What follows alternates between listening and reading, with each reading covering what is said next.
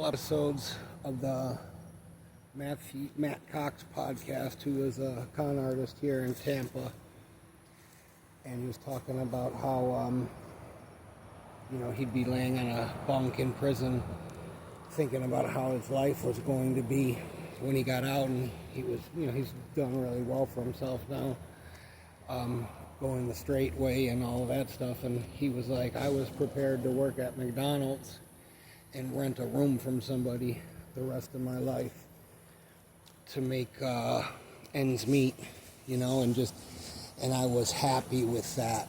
And I try to tell people, like, if there's things in your life, come on, up, there's things in your life that will happen that little nerd, baby. There's things and I was just saying that to my neighbor too. I was like, I remember taking the elevator at Erie County Correctional Center, downtown Buffalo, right? And overlooking Canada, being at the top of the building where the exercise yard was on the top floor, and there's a helicopter launch pad, a helicopter landing pad rather. We're sitting up there freezing, looking across at the Niagara River, and I just remember sitting there with my hands in my pockets going, oh. We're wearing these jackets that basically are green, almost like a Carhartt ripoff, but on the inside it's like a moving blanket, if you've ever seen them. And I just remember going, I'm moving to Florida. I don't give a fuck about this shit anymore. You can have this place, And he was talking on here. He was telling his wife, like, I'm sick of paying $400 for a car payment and $200 for insurance. I don't go anywhere. And you have a car, and I can just Uber or walk or whatever. And it's so, like, where I live, I can jump on a bike, I can walk to the grocery store, I can walk to the gym, I can,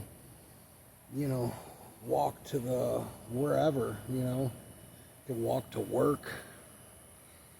And even if I couldn't, I would ride my bike, because I've done that plenty of times, I'm not surrounded by bunch of weirdos and retards and people that think they're criminals or think that they're mobsters and gangsters because they got arrested fucking passing stupid checks at Top Supermarket, or ripped off some guy for $30 worth of pills, and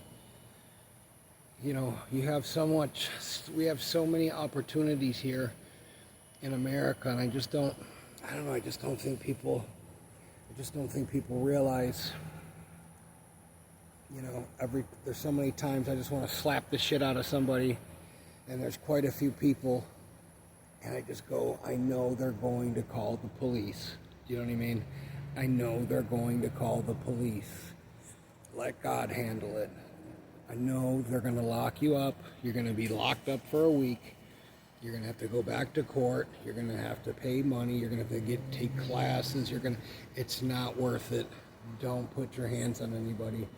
Or, whatever the case is, like ripping somebody off that's a drug dealer or whatever. I was telling a kid yesterday at Dunkin' Donuts, he was talking about this, that, and the other thing, and I said, let me just tell you, whatever you do in life, get a trade, learn how to weld, get electrical,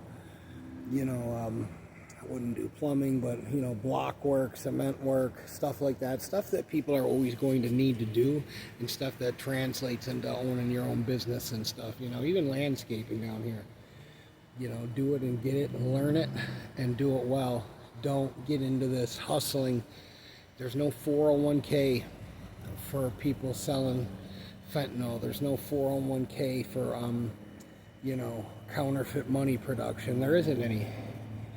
You know what I mean? There's no longevity in it. It's not sustainable. You know, it's not sustainable taking drugs. It's not sustainable selling drugs. You know, it's nothing worth doing is ever going to be easy.